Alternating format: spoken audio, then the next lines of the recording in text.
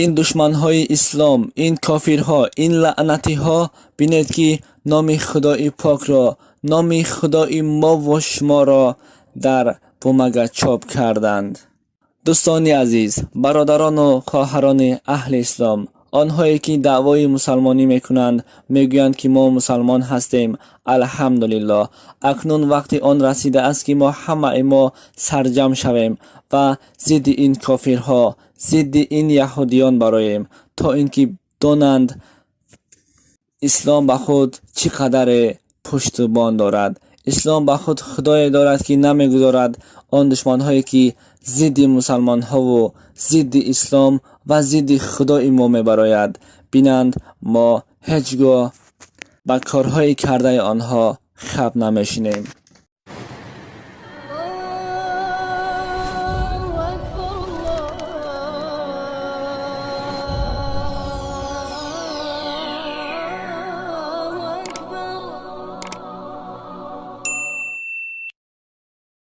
سلام علیکم دوستان عزیز، برادران و خواهران و هواداران شبکه کاروان عمر.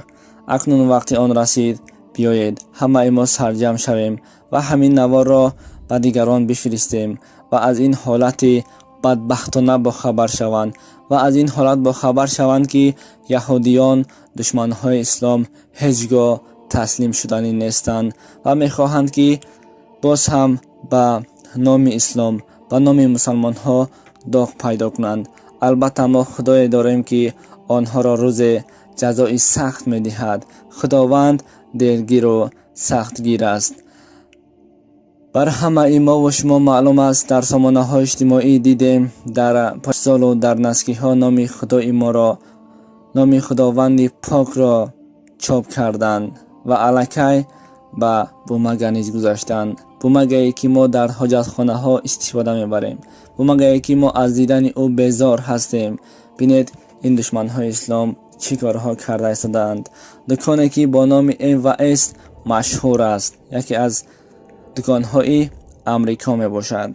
این دکان را یهودیان و دشمن های اسلام پیش میبرند. در آنجا پایافزال، نسکی و بسیار لوازمات های هست که البته نام خدا را نوشته ایستادند و ببینید که نام خدا را الکی در بومگه نوشتند و گلیمچه هایی که ما در حاجت خانه ها میگذاریم در تگ پا و در بالای همان چیزی که ما مینشینیم در آنجا ها میگذاریم. در اینجا ها نوشته است که لا اله الا الله محمد رسول الله.